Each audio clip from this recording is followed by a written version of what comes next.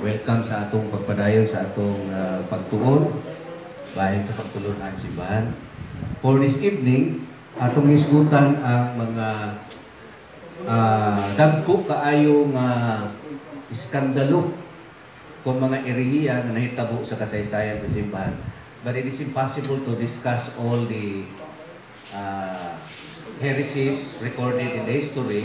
Maghisgot lang tang pipila ka mga sikat, no? Mga sikat nga mga erehiya na nahitabo na nakaukay sa kasaysayan sa simbahan. Ang simbahan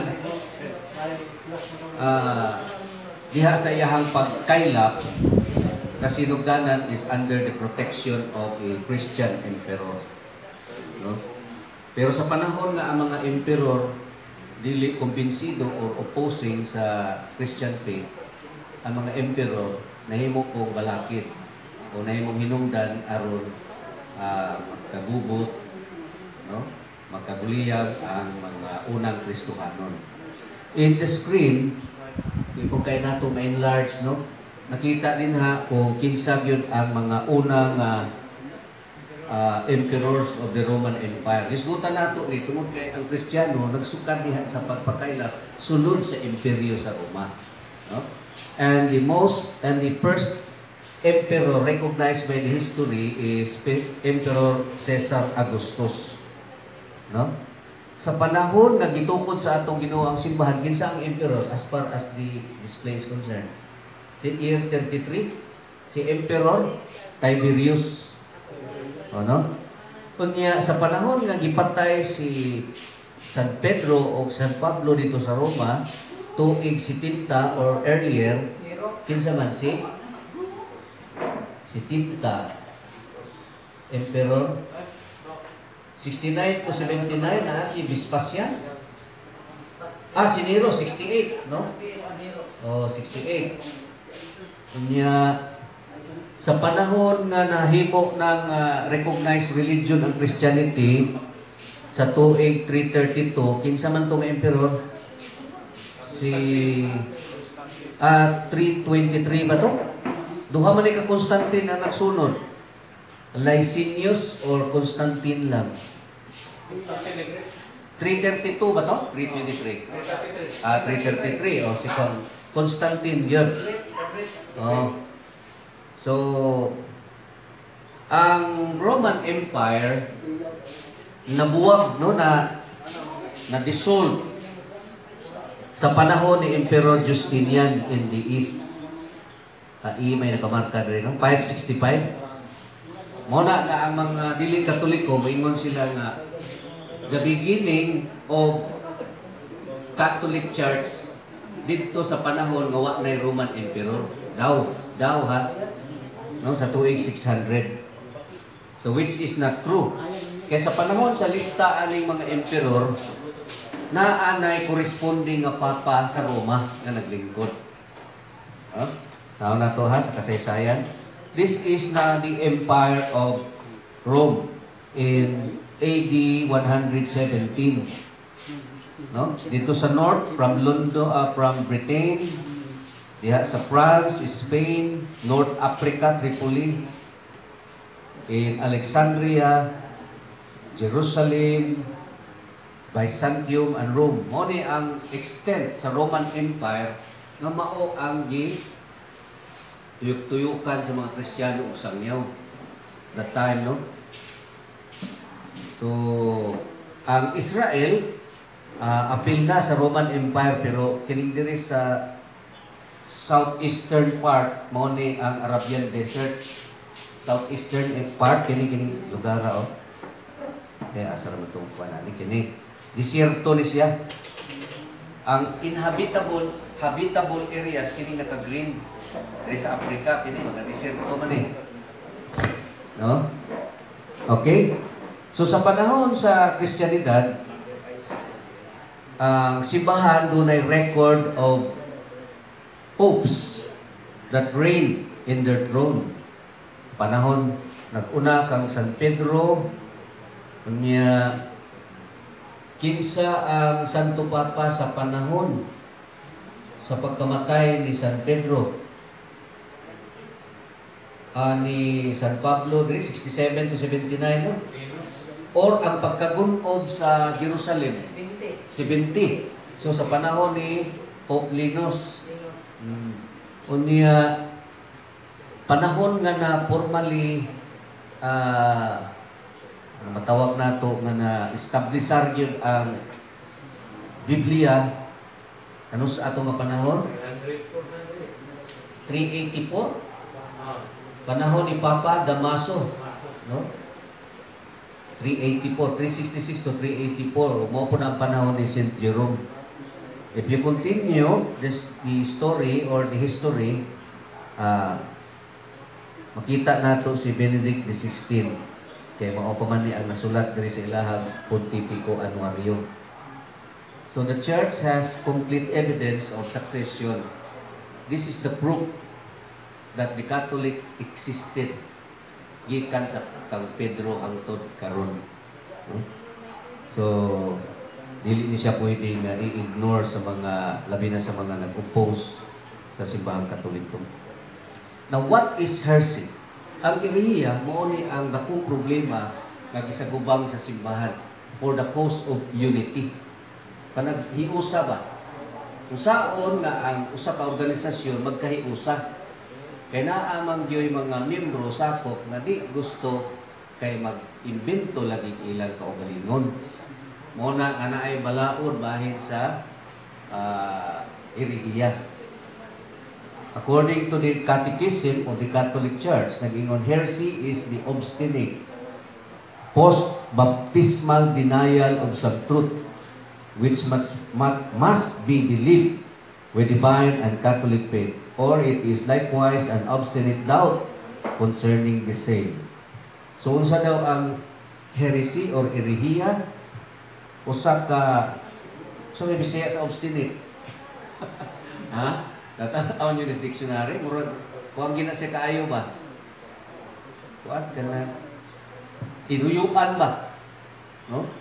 Nga, pag-deny, pagsupak, pagnigar sa mga pagtulunan sa simbahan, diha sa tao nga nabunyagan na. Kaya gitawag ni post-baptismal denial man. No? So, mahimong subject sa heresy ang usa ka believer kung human na bunyagan, niya mo deny ka sa mga pagtulunan nga gi-declare sa simbahan. Truths. O kini nga buhat, doon na siya gitawag nga equivalent nga punishment. No? So, tanaw na to.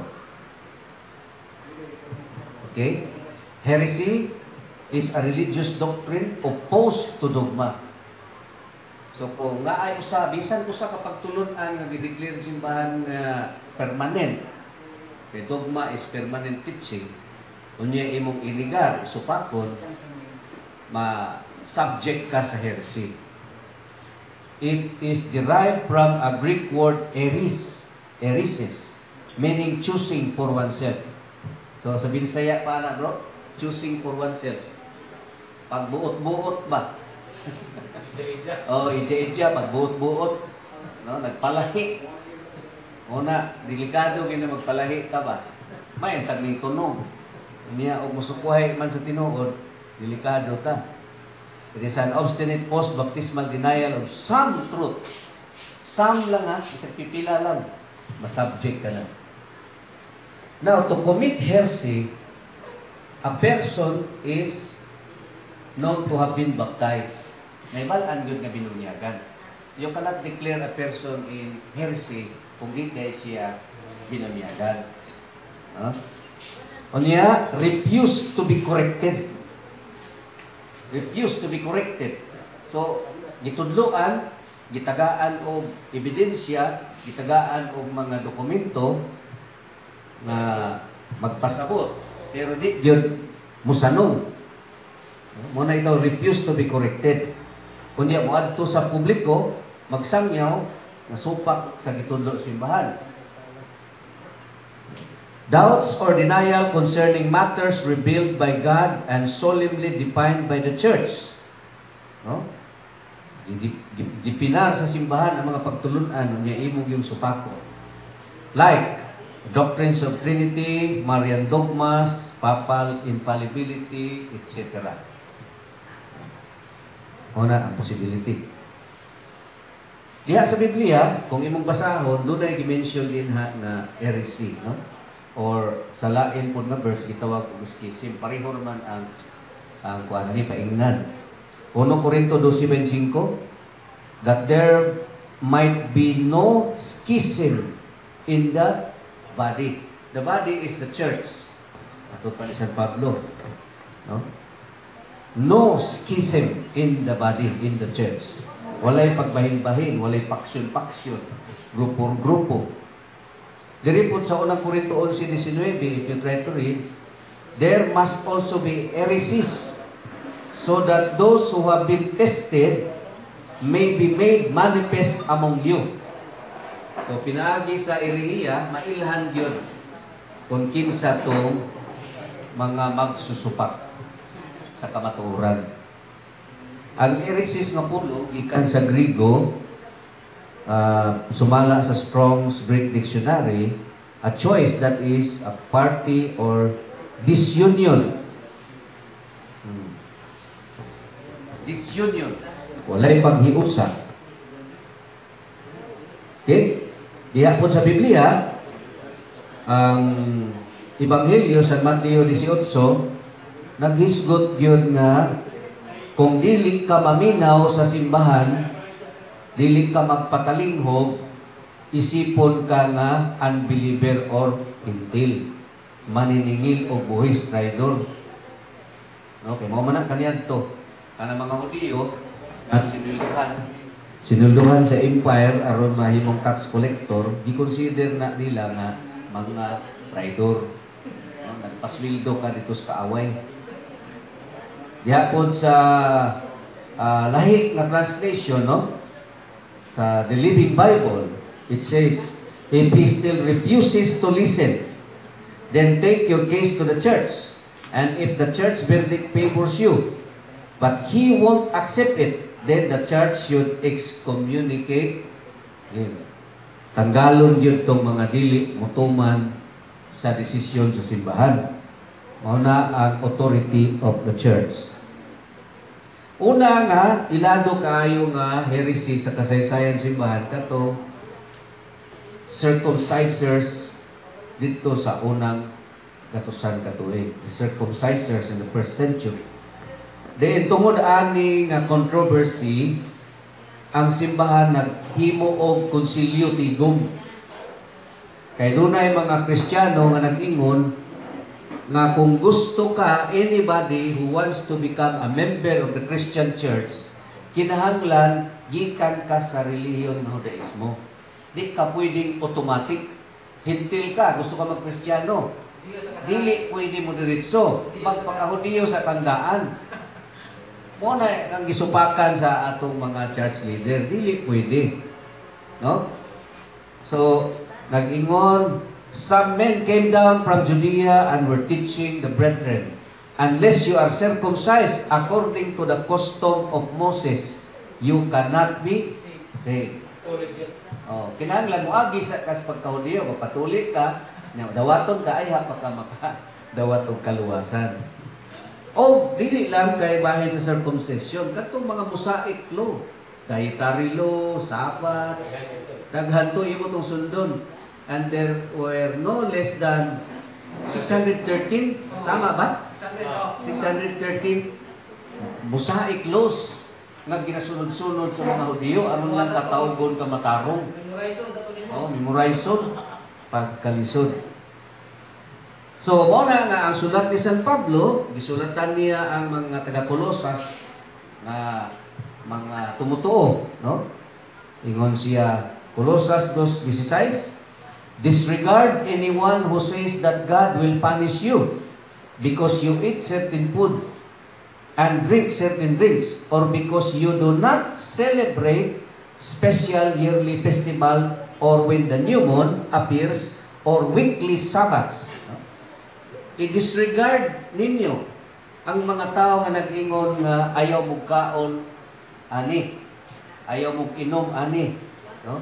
o nagmandar sa inyo sa pagsunod sa mga pahulay. These kinds of rules and events only picture what is truly coming. What is truly coming is Christ Himself. So ang mga magtotoo were advised, ayaw pagpa-apikto sa mga nag-control sa imuhang kung sa imong gustong kaunon, himnon, or celebration. Sa Tagalog, ang salita ng Diyos, Colossus 2:16, nagingon, kaya wag na kayong padadala sa mga tao na nagsasabi sa inyo kung ano ang hindi dapat kainin o inumin, o kung ano ang dapat gawin tuwing kapistahan, pista ng pagsisimula ng buwan o araw ng pamamahinga. Anino lang ang mga ito ng inaasahan noon na darating, at si Kristo ang katuparan. So kini nga mga rules, temporary rules, no? O kana pag-abot sa hustong panahon, ilisan ra. Okay? Roma 10:1-3. Mingon San Pablo ngadto sa mga taga-Roma, my brothers and sisters, I wish with all my heart that the Jews be saved, and I pray God for them. I can testify that they are zealous for God, but this is not the way. Ingon San Pablo, kay San Pablo, gikan man siya sa pagtuong Hudiyo, kay mao gid siya nga ang mga Hudiyo, kuang gid sila kaayo, no? Kanang inampuon sa Dios. Pero ang pamaagi sa ilang pagsimba sa Dios o pagtuo, kulang. No? Ano to Okay? Roma 10:1. My brothers, with all my heart, I want the Jews to be saved, and I ask God to save them. I can say this about them. They want very much to obey God, but they do not know the right way. So nakikitawag na right way of doing. Di lang kay basta nagtuo. Kinahanglan naa ka sa tamang daan. Kinsa kay na nagagamit ang word na tamang daan, ron? Tamang daan, dati, bago, bisa kung saon pa ninyo na kay wag yun na masukat sa sinugdanan. Na ay tama nga pamaraan sa pagsimba, pagsunod sa Dios, no? Buari po kadri sa ang salita ng Diyos nga version Tagalog. Mga kapatid, ang nais ng aking puso, dalangin sa Diyos ay ang kaligtasan ng aking mga kalahi na Hudiyo. Ako na rin ang makakapagpatunay na masigasig sila sa kanilang paglilingkod sa Diyos. Kaya nga lang ay hindi ayon sa katotohanan. So, kini din atong obedience, worship, kinahanglan ayon sa katotohanan. No? And we very well know nga si Kristo mao ang Christ is the truth, the way, the truth, and the life. John 14:6. So, mao na ang unang mga katukaganiha, mga unang area, mga circumcisers. Na ay mga story about circumcisers nga kana sila mangadto sa mga syudad magsangyaw, no? Unya kung wala sila masangyawan, mapil sila guilt, maghikog na sa manakas pangpang ng lukso kay nagtuo sila nga wa nila ma-perform ang sugo. They believe they are useless nga mga Kristiyano. Ikaduha nga ilado kaayo nga erehiya sa kasaysayan sa simbahan ang Gnosticism. It was recorded in the 1st and 2nd centuries. According to their main belief, all matter is evil. Ang tanan nga butang, dautan. Bisan ang lawas sa tao, dautan. Nya ang kalag, usa ka prisoner, ulipon, binilanggo ka sa lawas. No? Matter is evil was the cry of the Gnostics. If matter is evil, then Jesus Christ could not be true God and true man. Mo na ang argumento sa simbahan. Kung ang mater iya sayawa, dili pwede nga si Kristo matuod nga Dios ug tao. Kaya iyang lawas nga giubanan, iya magkasayawa. No? So, al kontra siya sa pagtulunan sa simbahan. The God of the Jews was an evil deity. So, kinsa man yung evil na Diyos? Sama ra nga, maura si Satanas na. No? Who was distinct from the New Testament God of Jesus Christ. Mo na ang ilahang main nga mga teaching sa mga Gnostiko. Unang Korinto 6:11 nag-ingon nga Timoteo, ingat dirita sa 6:11. And such some of you were, but you were washed, you were sanctified, you were justified in the name of our Lord Jesus Christ. Mao ni ang tulo ka importanteng butang na nahitabo sa imong kinabuhi when you were baptized. When you were baptized, unsay nahitabo? Nahugasan, nabalaan, o gimatarong na ka atubangan sa Ginoo. O nag-ingon po si San Pablo kang Timoteo, ingatan mo ang mga aral na ipinagkatiwala sa iyo. Para sa atong panahon, ingatan mo ang pangaral, no, na ipinagkatiwala sa iyo. We need to be all defenders of this true faith. Iwasan mo ang mga walang kabuluhang usap-usapan na ipinagpalagay ng iba na karunungan pero sumasalungat sa itinuturo natin.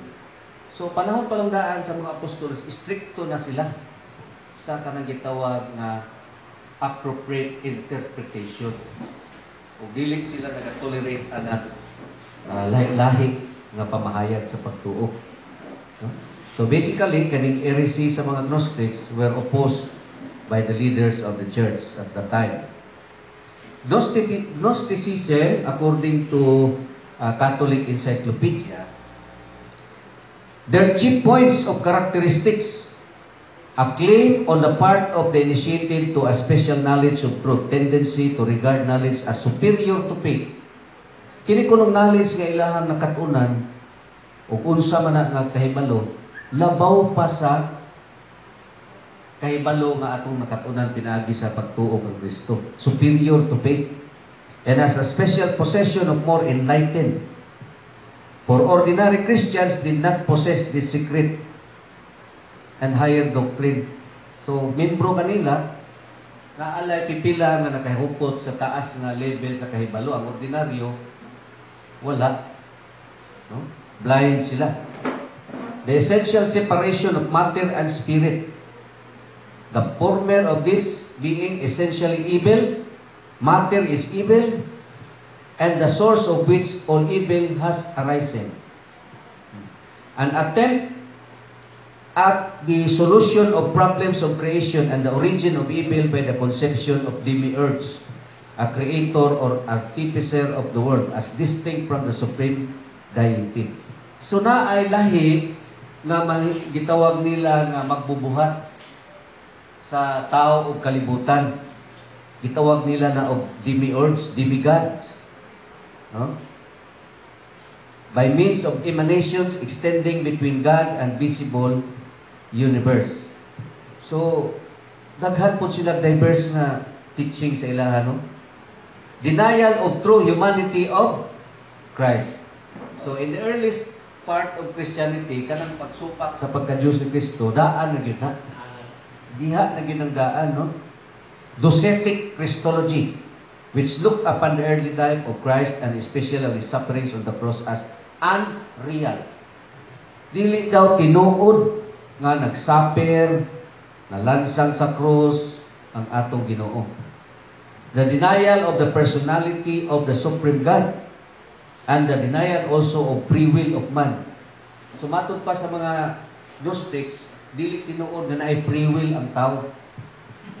So ulipon gyud ka, no? The teaching on one hand of asceticism as the means of attaining to spiritual communion with God. And on the other hand, indifference which led directly to licentiousness. So, di lang ta siguro kining Gnostic belief of ascetic life. Kani bang mortification of the flesh, hindi kay kamukaon, ato diwang nakakaayo, kay di jud ka gusto nga imuhang atimanon imong lawas ba. Kung doon na ba siya link dito sa Indian nga belief. Kay ang Hinduism baya was organized, started 500 BC, naa na sila. Baka naa ni siya connection diri sa pagtuo sa mga Gnostiko. No? Unya, sa pailaha, the scriptures of the Old Testament were ascribed to a demiurge or inferior creator. So gawas sa matuod nga Dios, naa sila gamay nga Dios ba, demiurge. Nga mao joy tinuod nga nagbuhat sa kalibutan, inferior creator of the world, who was the God of the Jews. Mao daw ni ang Diyos sa mga Hudiyo. Kining gamay nga Diyos. But not the true God. So, pertinag yung kuana. Pertinag sa mukha. No? Niyabag na yung taman. Grabe na ilaha.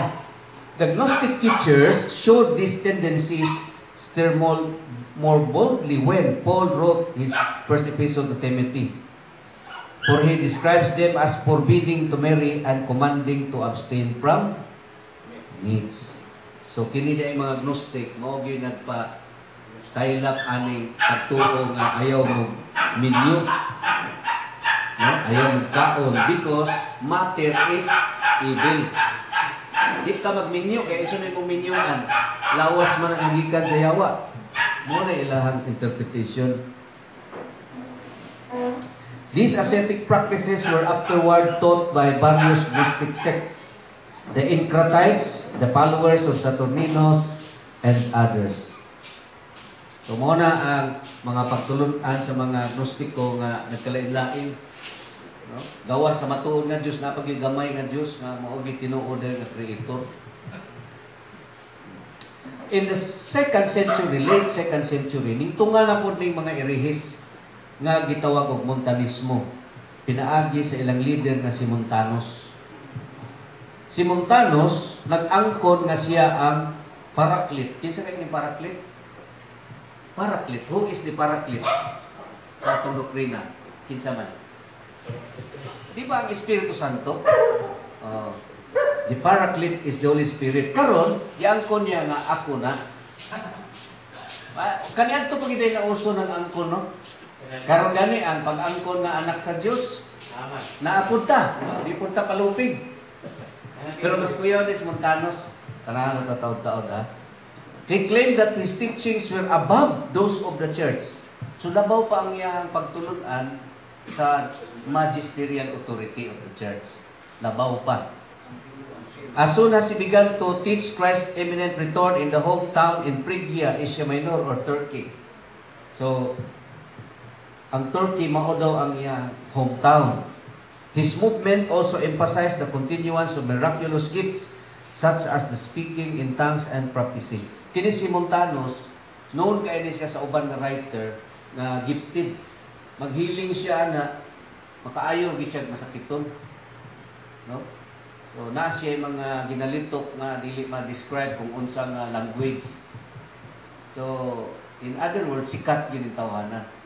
Ug tungod sa iyang kasikat, nagtuo siya nga bisan unsay iyang ilitok kamatuoran og labaw pa sa gitudlo sa simbahan. No? Kuyaw ni siya. Okay. Si Montanus himself claimed to be the Paraclete, the return of the Holy Spirit, prophesied in John 14:26. The Montanist movement flourished in around the region of Phrygia in Turkey today. Turkey. And also spread to other regions of the Roman Empire in the 2nd and 3rd centuries. Okay? So, ning kailap gini siya, nakakuha gini siya dagang sakop. Ang iyang mga followers, the Montanists, were also accused of going too far, na sobrahan. For example, Montanus declared, si Montanus niingon, I am the Father, I am the Word and the Paraclete. Ay, lurot lagi niya tanan di ay. Diring kapita, lupig tong atong kababayan, bro. Lupig atong kababayan. Kinsa na ito? Kami nagsulti ha. Nalupig siya, no? Diri si Montanos, yang ko naging katanan, I am the Father, I am the Word, the Son, and the Holy Spirit. Grabe, gini kita mo. Wato niya po na kay magkaon man niya sa Montanos. Oo, maduplicate niya. Oh. So, kaning uso sa angkon-angkon ba, no? Kani atong para panahon na, pwede na yun ning usuhan. Naghanag yung nagahimo, ani. Hindi na magiging. Oh.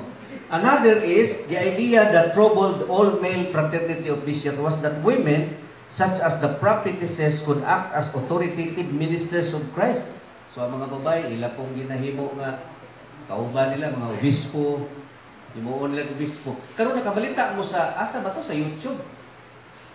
Sa internet, ang Philippine Independent Church, na sila i-declare na ba? Nakita niyo, no? Oh, women nga, bishop for the first time. Aglipay, mo man ito. Na ako naagihan ko lang to eh. No? Basta kay naa sila i-declare. So, kaniadto pa sa diay na. Bisag ka na mga gay.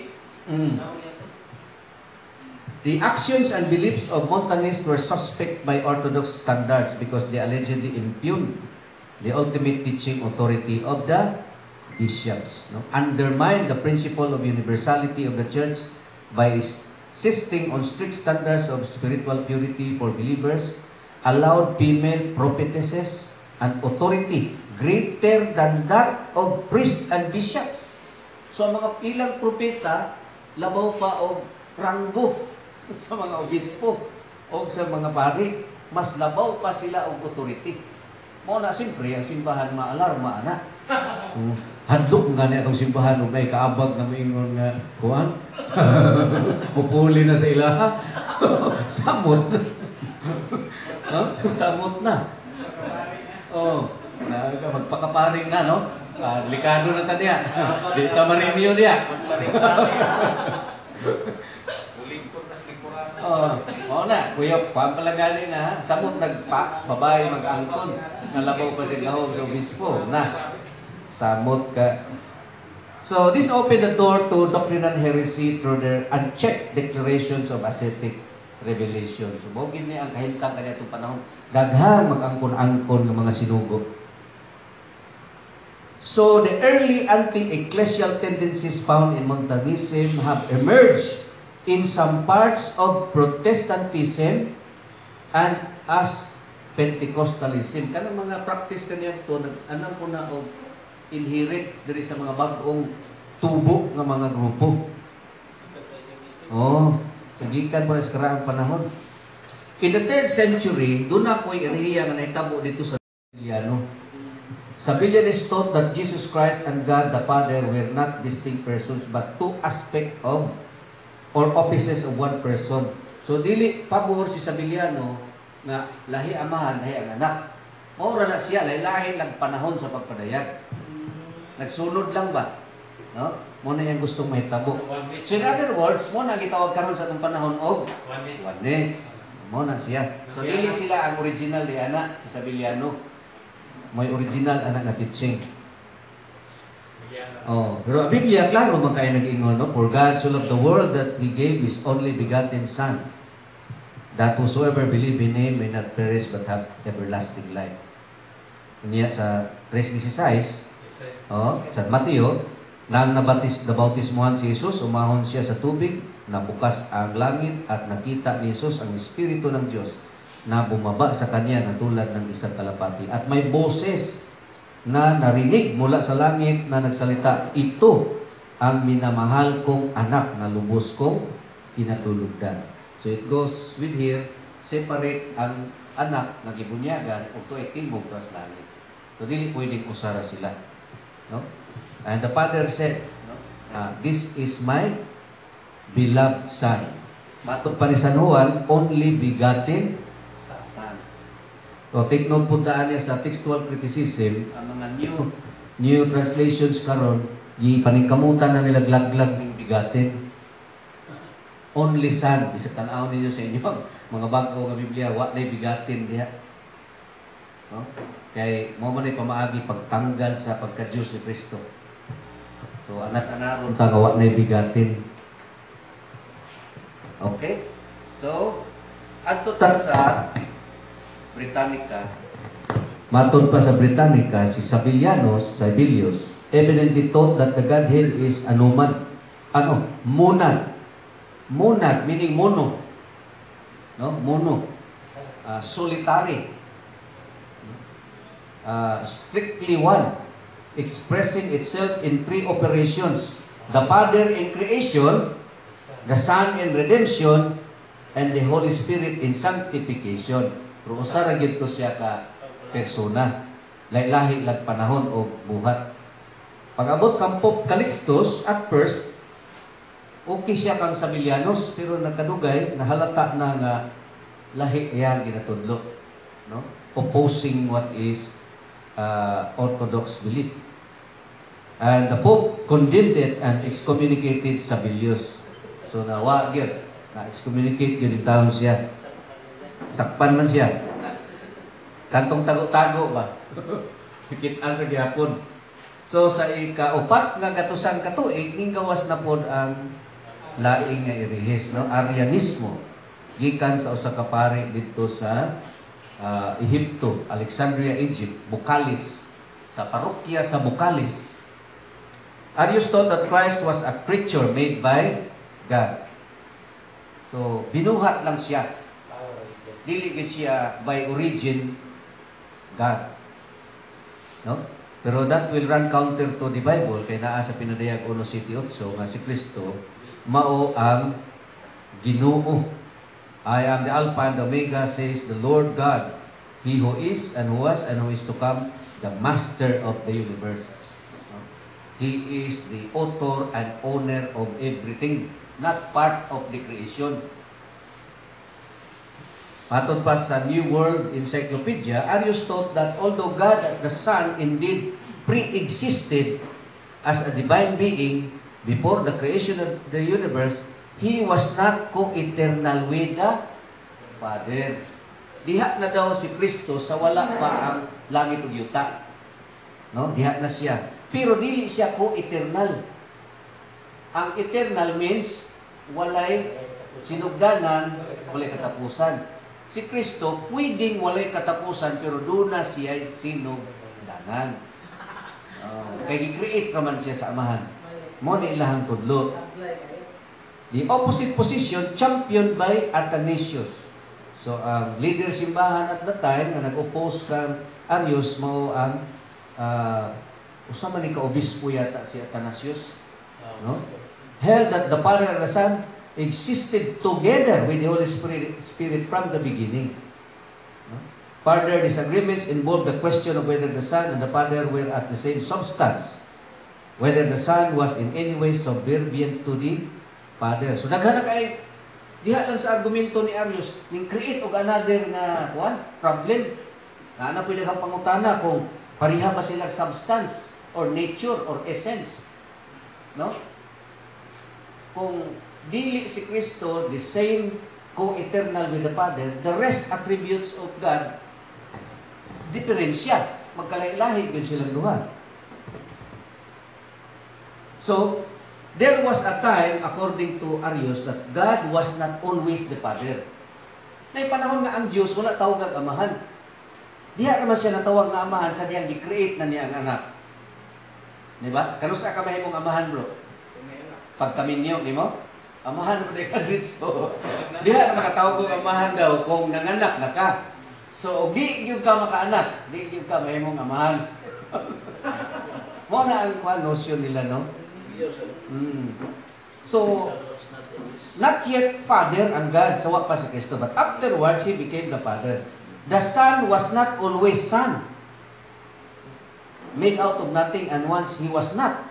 So, si Kristo, diha nandaan, pero wala pa siya gitawagan anak. Dito na lang siya gitawag anak, sa diyang gi-create na siya. Sa to pa na Samahan. sa mga Hudiyo kapag si Yahweh dili na the Godfather ko si Dili. Siya. Dili. Point, no? Gamay sila. Lisod ni argumentohon o dili po kaswito. No? Tama po. Kay kanus aba ka na imong amahan unya na magmanganak na ka. So si Kristo kay anak na ay sinugdanan. Madaot ang pagtulunan ng Kristo niya. Saint Jerome in his time remarked, kay ang Arianismo bisan pa sa 4th century nahimo nga mga irihis, pero prior to Council of Nicaea 325 AD, ang Arianism ning lukop sa tanang lugar. Halos majority of the Christian at that time are Arians. Mao to nga sa kakulba ni St. Jerome, nakaingon siya, St. Jerome remarked that the world awoke with a groan to find itself Arian. Ang Kristyanismo dahil nga iyahang namatan, nga iyahang giapilan, mga Ariano hindi ay, maliban na lang sa church leaders, Santo Papa o uban ng mga banggiitan. Pero ang palibot, Ariano halos. Mao niyo sa hinungdan, nganong ang simbahan, dili kaayo confident, no? Dili kaayo sold out sa mga manuskripto sa Biblia nga gikan sa Alexandria, Egypt. Like, unsa man tong gikan sa Alexandria, Egypt nga manuskripto? Discover ang Codex Alexandrinus, Codex Sinaiticus, Vaticanus. Mga Alexandrian manuscript mo na, gikan na dito sa teritoryo sa mga Ariano. Muna na ang mindset sa simbahan, kini nga mga manuskripto na ay bahid, irihiya. That is why the church, instead nga mogamit o Grigo, nga himuon nga official book or Bible of the church, Latin ang gigamit, kay mas ningsalig ang simbahan sa Latin kaysa Grigo nga gikan dito sa mga teritoryo sa Ariano. Mao na ang tinuod nga storya nganong naatay Latin Vulgate. The church did not fully trust the Greek manuscript existing in Alexandria, Egypt. Lalo man nga Alexandria, Egypt man gyud. Because in Alexandria, Egypt, naa din na ang pinaka-sophisticated nga scriptorium. Kung saan ang scriptorium? Kuha na siya ba, mura mag-enterprise nga diha gina-recopy ang mga kasulatan. Diha talang gi-produce. So, medyo na ay problema diha, no? Muna St. Jerome, ngayon siya, uy, kung saan man kalibutan ron, mga Ariano man. So, there is a need na i-eliminate yun sila. No? So, nahitabo pinagis konsilyo. After Constantius' death in 361, Bishop Liberius of Rome declared the above-mentioned councils null and void. Meanwhile, Constantius, successor of Julian the Apostate, a devotee of paganism, declared that the empire was no longer favor one church faction over another. He allowed all exiled bishops to return. No?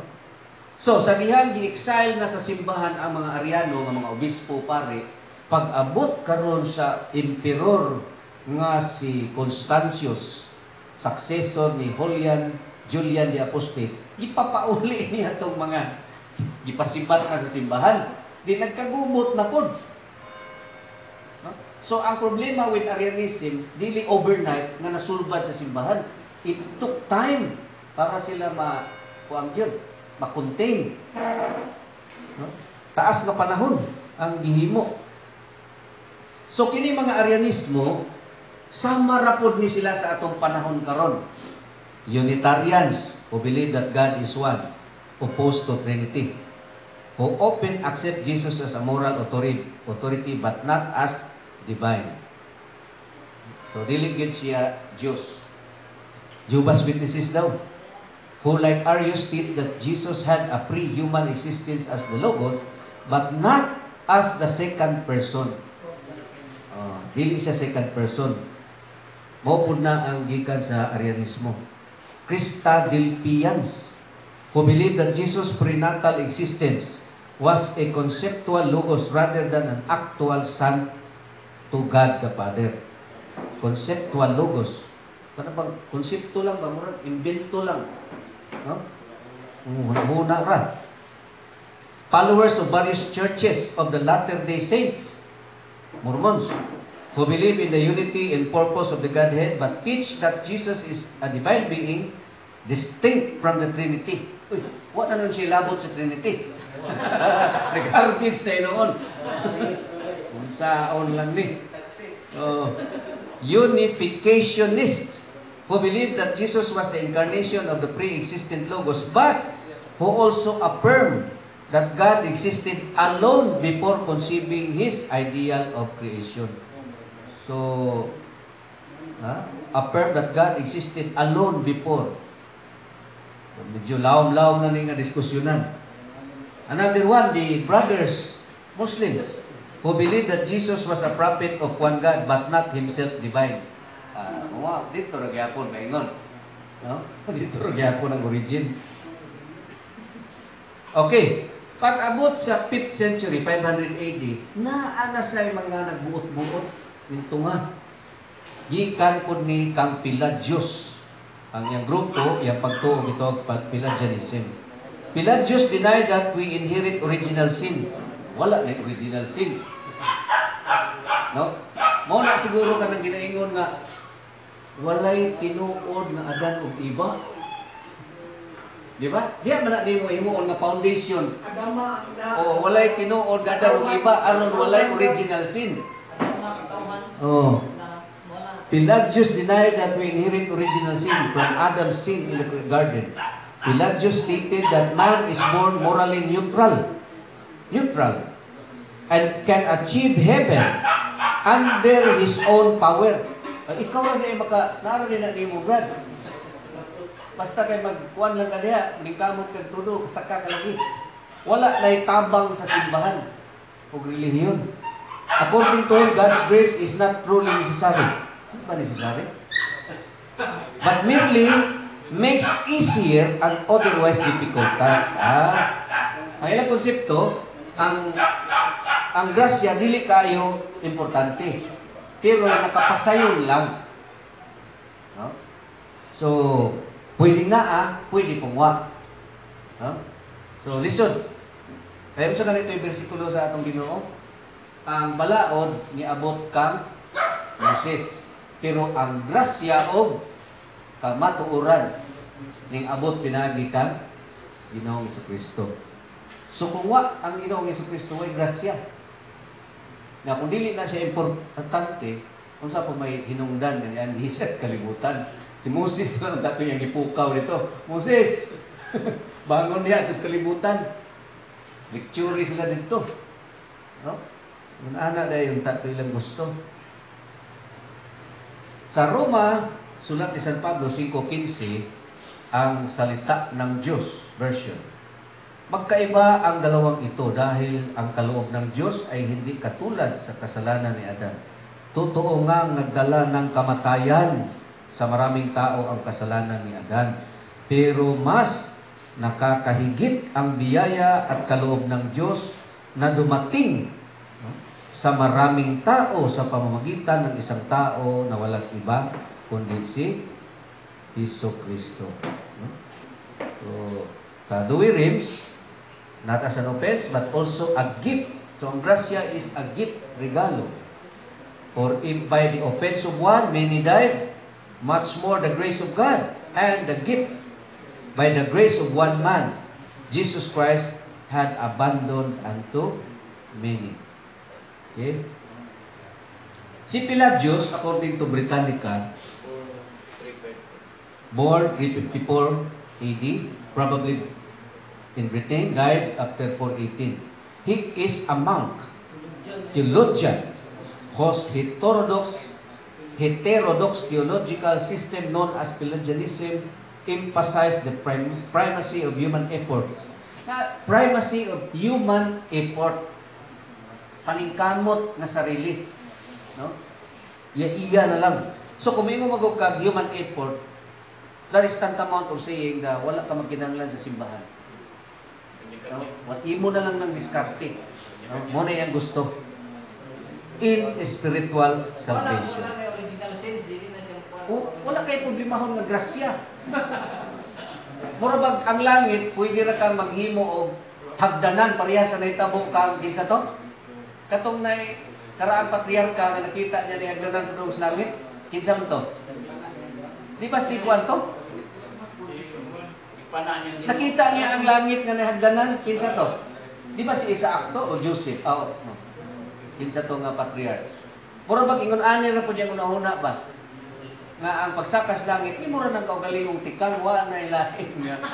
Tapang ni mo diya. No? Oh. Sariling import na lang yun. Pelagianism was opposed by Saint Augustine, Bishop of Hippo Africa. North African bishop man si Augustine, no? Who asserted that human beings cannot attain righteousness by their own effort and are totally dependent upon the grace of God. Mao ni ang gitundo ni Saint Augustine. Condemned Pelagianism by two councils of African bishops in 416 AD and again at Carthage in 418. Pelagius and Celestius Barcada were finally excommunicated in AD 418. Pelagius' later fate is unknown.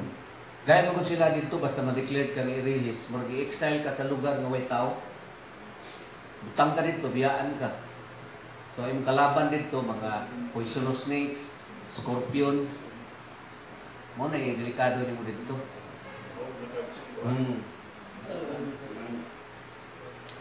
In the 5th century, ning tunga na sad ang lain nga irihis, si Nestorius, o matod pa niya.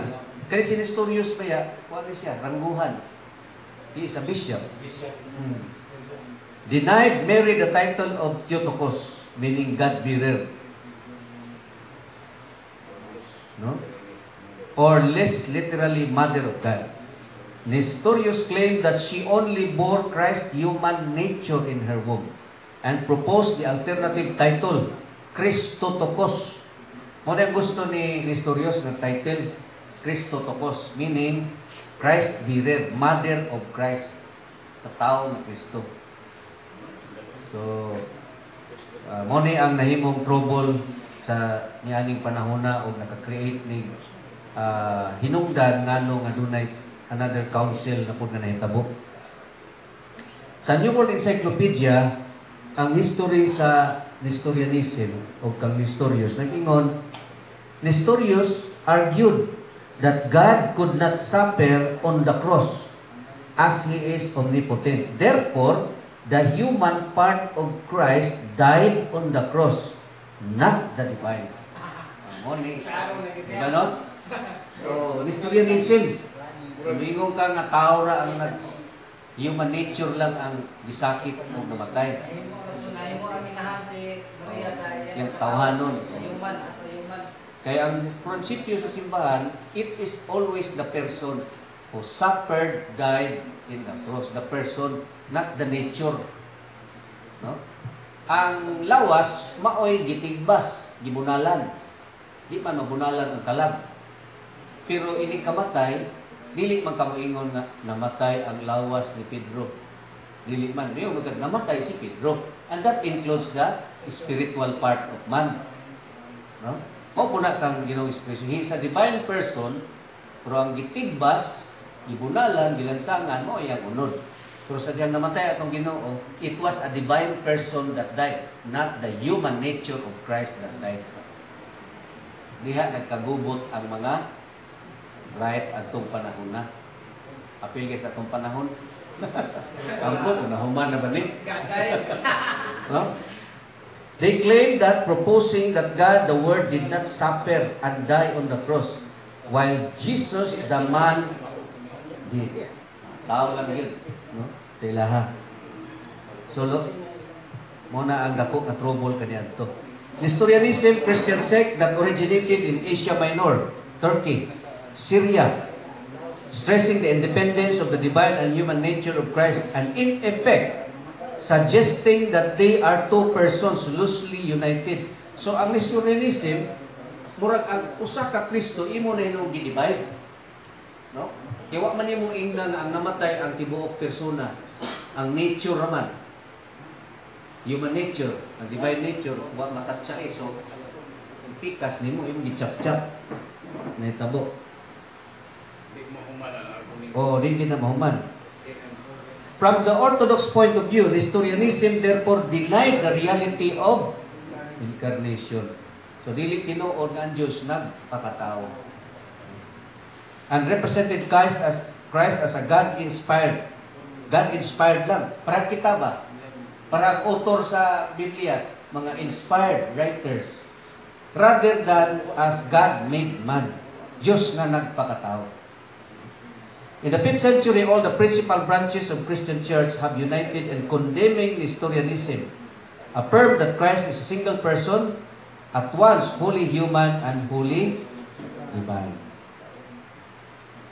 At anathemized siya, no? Excommunicated in the Second Council of Ephesus, AD 431. O denounce siya for denouncing the use of title Theotokos, God-bearer for Mary.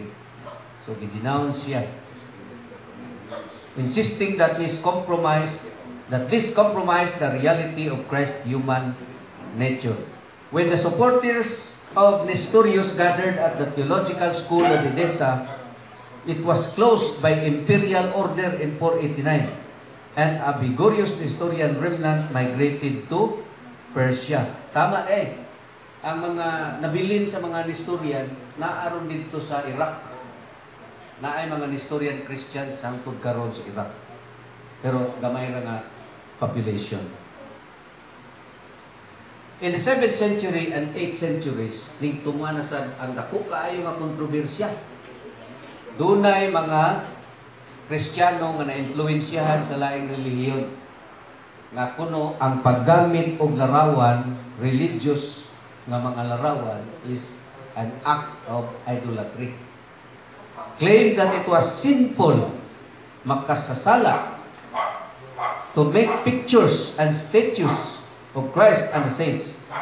Eastern Emperor Leo III, influenced by the Muslims and the Jews, sila di ay ang nakaingon, ordered the destruction of all church images in 726 AD. So, emperor, which is supposed to be a protector of Christianity, na influensyahan sa taga-gawas. Mauna, nga nahitabo, gipamuak ang mga larawan sa suod sa simbahan by order of Emperor Leo III. Kay bawal daw, kay idolatry ang pagkakaroon ng mga imaheng santo.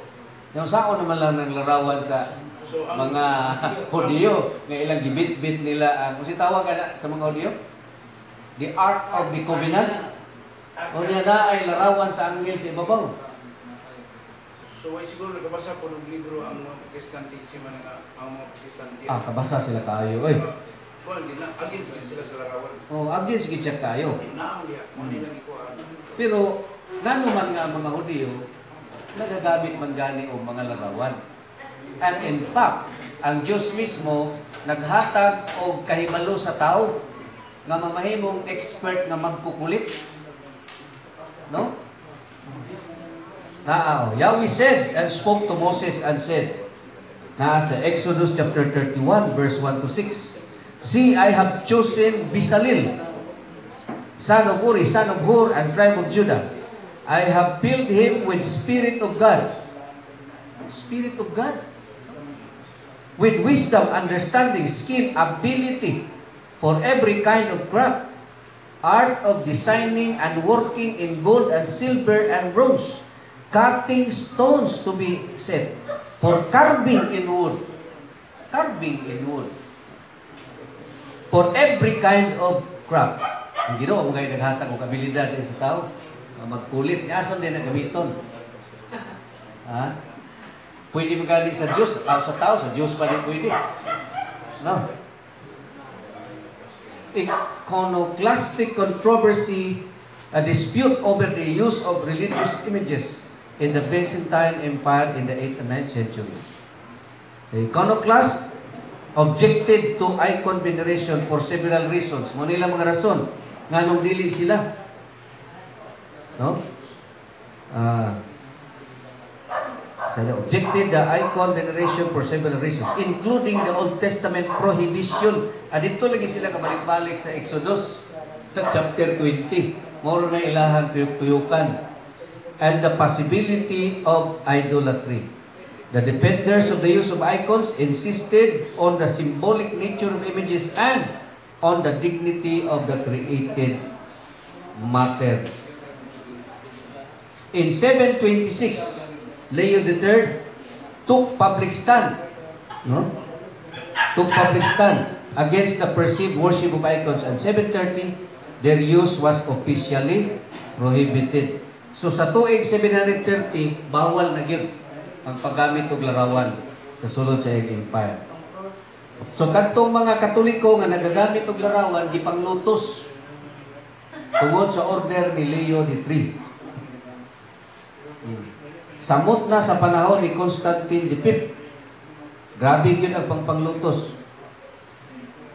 Pero, iconoclasts regained power in 814 after Leo V's accession, and the use of icon was again forbidden at the council in 815. So, nakuha ang gihapon. Na-insist yun nila nga bawal until the year 815. But the second iconoclast period ended with the death of Emperor Theophilus in 842.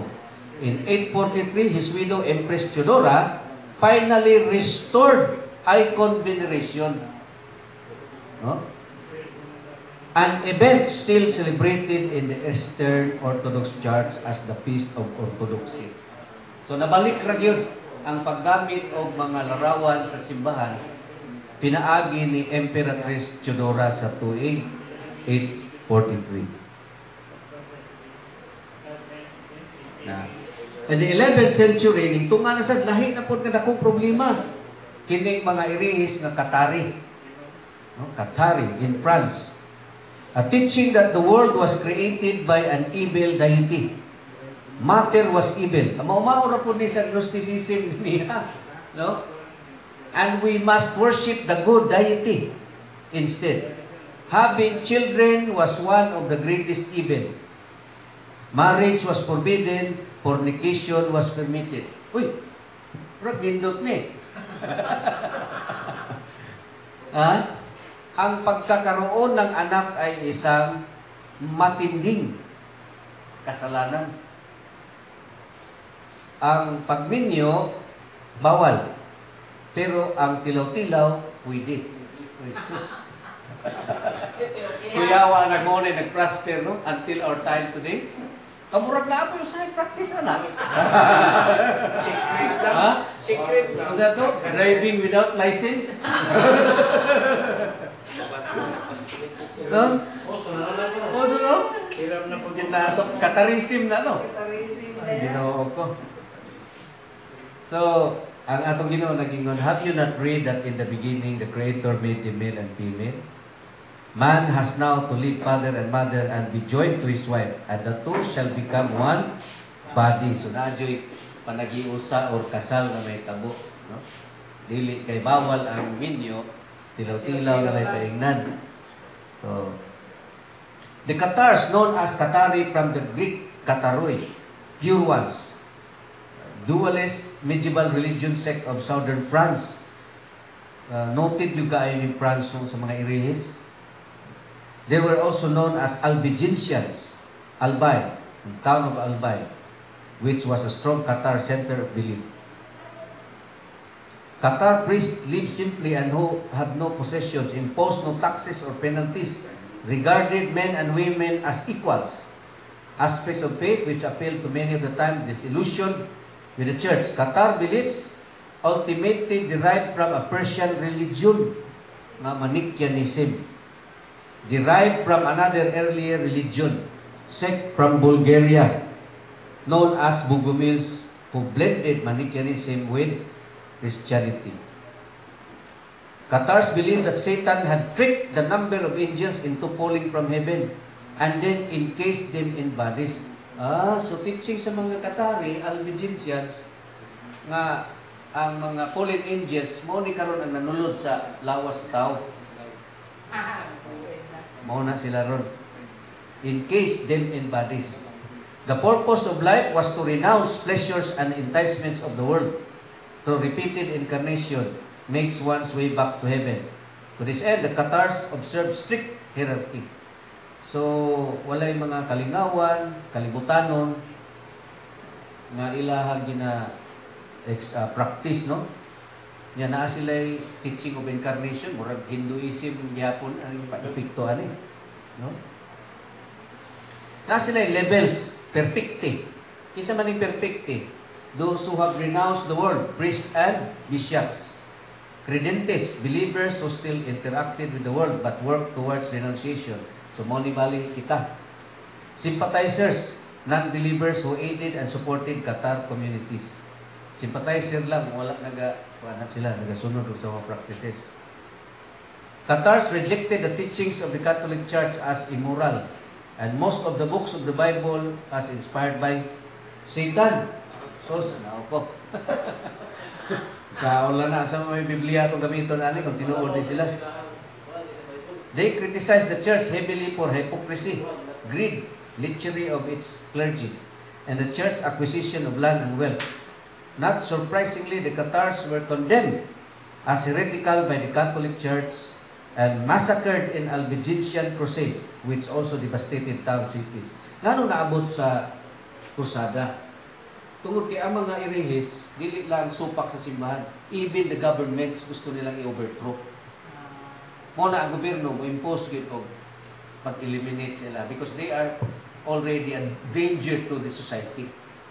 Imagine, usa ka historian nga protestant nagsuwat sa libro, kung kini daw mga Qatari, Albigensians, wa daw ni makontrol, wala na daw ta aning atong panahon karon. Di na ta moabot aning panahon.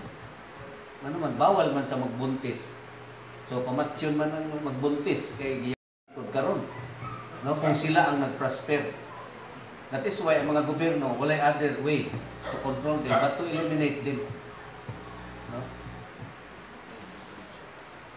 Okay, so dita na kay nato nino kasi mas shortest time. Protestantism, last na ni. No? In the 16th century, believes in the teaching of sola scriptura, by scripture alone, faith alone. Muna ang ilahang cry, singgit nila. Biblia lang yun. Pagtuo lang yun, wa nilain. O kini sila nag-create og ilang kaugalingon nga mga sikta, denominasyon. Matod pa sa Christian source book, there are approximately 20 to 30,000 denominations. Kulang nino. Kulang. With 270 new ones being formed each year. Kada tuig motubo og 270. Ano perti ra gyud. Pero sa pa ring libruhan 1980s pa ni. No? And then, matod pa sa ilado kaayo ng biblical textual critic and scholar si John James Grisbach and Taylor in 1840. Matod pa niya, the Protestant Church, whose pillar and foundation is the Bible. Ang simbahan, unsa man ang simbahan? Sumala sa Biblia. Mao ang haligi sukaranan sa kamatuoran. Ang ilaha, ang haligi o sukaranan sa kamatuoran mao ang Biblia. So klaro ang distinction sa Katoliko o Protestante, no? The pillar and foundation is the Bible. Karon, kung ang Bible nga imong gikuptan is known to be erroneous, kay gikopya gikan sa manuskripto nga daghan og error. Pag-translate sa English nahimo nga King James Version. And that is why King James Version is known to have committed 20 to 30,000 error. Kinsa pa may imong patuohon nimo ang Bible is the pillar and the ground of truth, daghan kay error. Pwede sa may mong lekturan, anak. Ituo kag Biblia kay haligi siguradan sa matuoran ni. Walay error ani. 20 to 30,000. Di ba? Katawanan? Tanawa. Usa ka bishop textual scholar sa Inglaterra na naghimo og Greek recension niya, si Mill. In Mill's time, the number of various readings in the New Testament was estimated 30,000. No? Various readings sa mga errors ba? A competent estimate will now make them more than 4 or 5 times as many. Karon 4 or 5 times meaning. Pila naman ang times 30? 3 times 120,000. Error na karon daw. Ang na-discover ha. Sa sinugdanan, 30 pa lang. Karon 100,000. Yung anak at problematic. No? Matod pa ni James White sa iyang lecture sa ka-protestante nga textual scholar po, 400,000 na daw karon ang na-discover na error. Usahan pa man nato pagtuo sa Biblia nga haligi kamatuoran kung mauna. No? So, muna ang problema sa dili Katoliko. Because they have a Bible nga gitawag nila pulong sa Dios pero contaminated with errors. Muna nga dili sila pwede nga moingon nga ang simbahan mo'y haligis kamatuoran. Biblia lang kaya ang ilang Biblia dili man gikan sa simbahan. Gikan man sa ilang kaugalingon nga discovery, research. Muna gitawag og recension. Lahi sa simbahan tungod kay as the record says, gikan man gyud ni sa atong Ginoo.